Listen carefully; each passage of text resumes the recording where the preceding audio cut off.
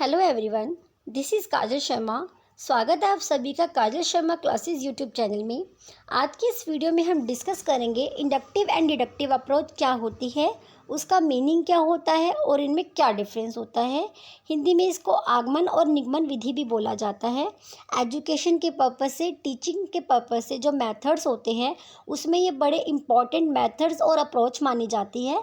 तो चलिए डिस्कस करते हैं इंडक्टिव अप्रोच।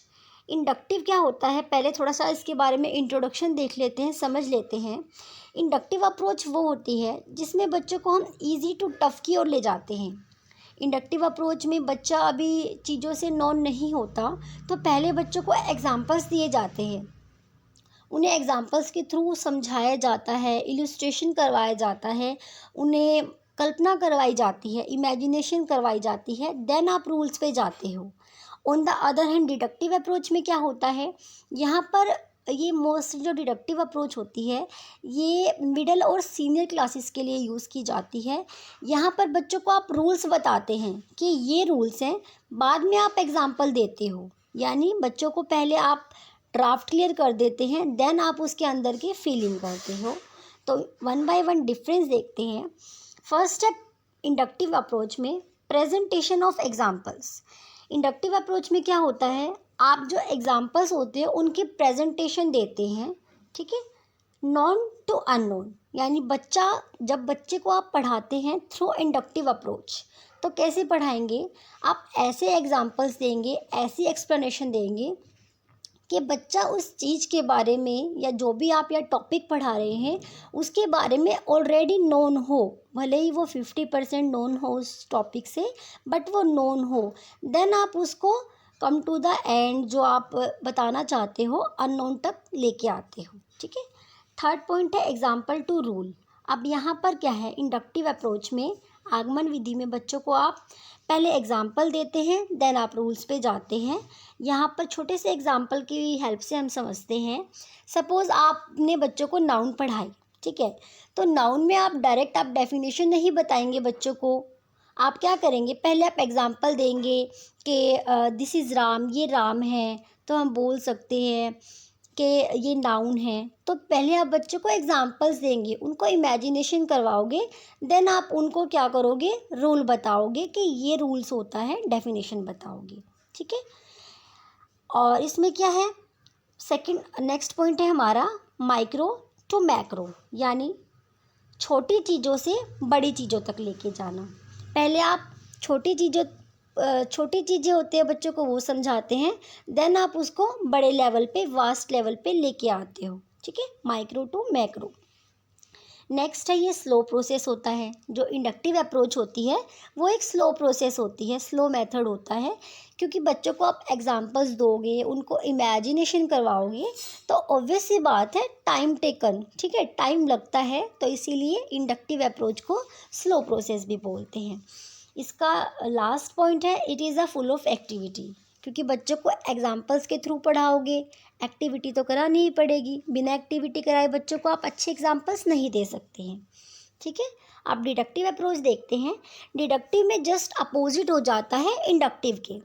यहाँ पर क्या होता है, एप्लीकेशन ऑफ रूल्स।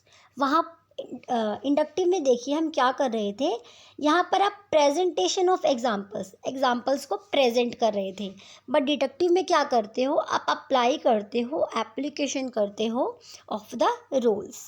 यहाँ पर डिडक्टिव में क्या है, आप अननोन टू नॉन जा रहे हैं, यानी रूल से बच्चा अवेयर नहीं है, बट आप पहले ही रूल बता देते हो बच्चे को, देन आप उसको नॉन पे लेके जाते हो। नेक्स्ट पॉइंट है रूल टू एग्जाम्पल।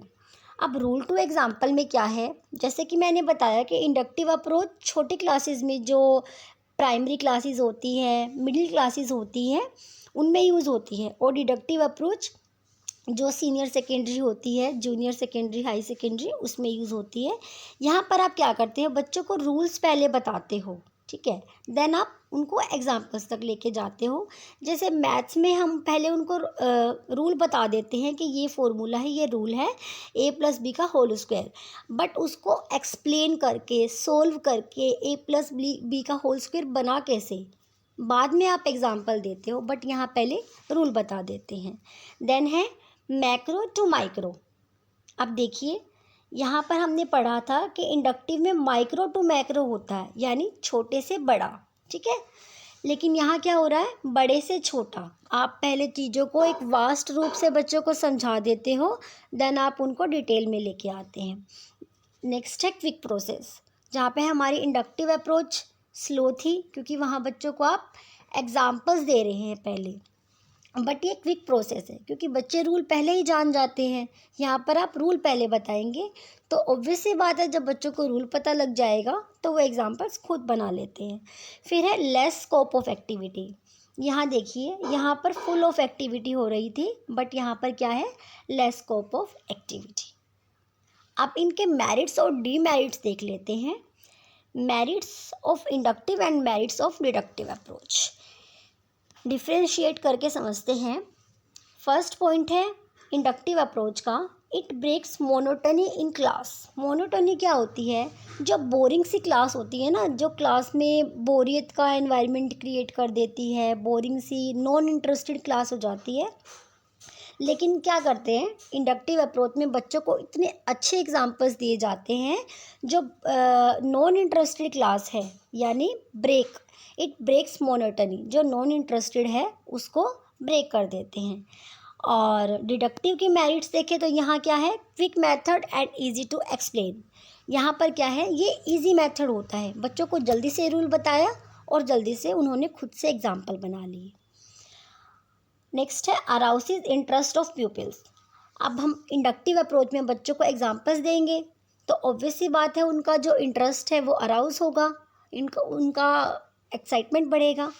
और इसकी मेरिट है डिडक्टिव की टाइम सेविंग। यहाँ पर आपका टाइम सेव होता है, क्योंकि एग्जाम्पल्स देने में बहुत ज़्यादा टाइम लग जाता है, लेकिन यहाँ पे आपने रूल बताया, देन बच्चों ने एग्जाम्पल खुद बना लिए, ठीक है। नेक्स्ट है हमारा stimulus the power of thinking. जो इंडक्टिव अप्रोच है, बच्चों के ब्रेन में क्या करते हैं, बच्चे छोटे होते हैं, आप उनको इलस्ट्रेशन विद एग्जांपल्स देते हैं तो उनके माइंड में स्टिमुलस क्रिएट होता है, यानी एक इमेजिनेशन बन जाती है, जिससे उनकी जो पावर ऑफ थिंकिंग है वो इंक्रीज होती है। यहाँ पर डिडक्टिव का मेरिट है, third merit, easy for teachers. Deductive method होता है जो टीचर्स के लिए इजी होता है, यहाँ पर सीधा रूल बताया और बच्चों ने एग्जाम्पल खुद से क्रिएट कर लिया।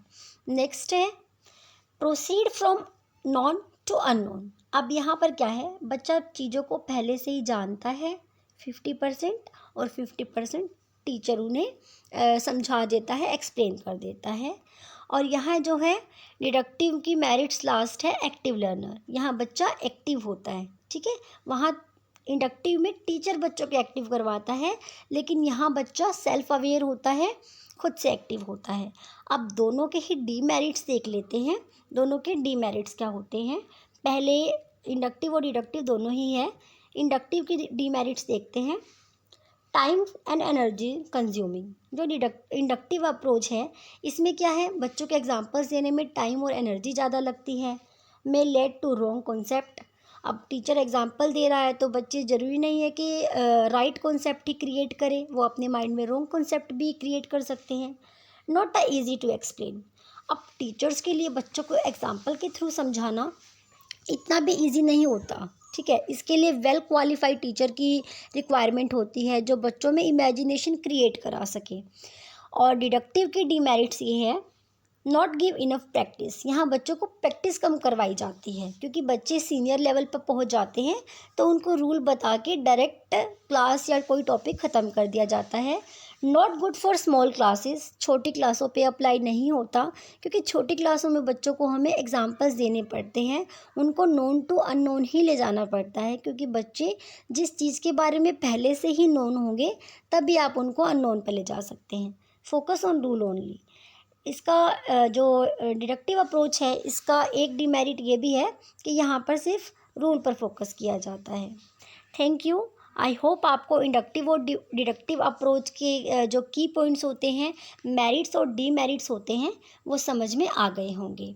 Thank you. मिलते हैं नेक्स्ट वीडियो में, तब तक के लिए टेक केयर।